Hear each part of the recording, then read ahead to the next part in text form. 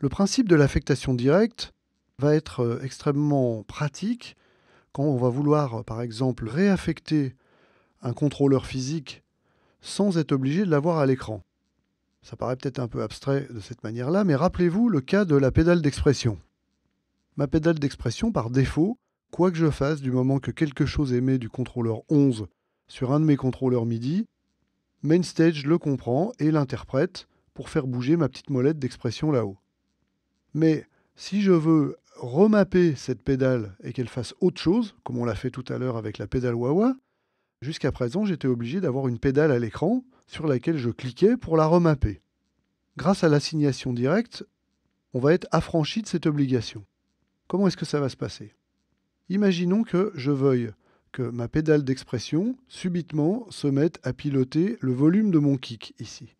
Qu'est-ce que je vais faire? Je vais tout simplement aller dans Assignation et mappage. Je vais choisir le volume de mon kick ici qui jusqu'à présent était affecté à un bouton de ma surface de contrôle. Je vais tout simplement faire assigner et mapper et je vais bouger ma pédale.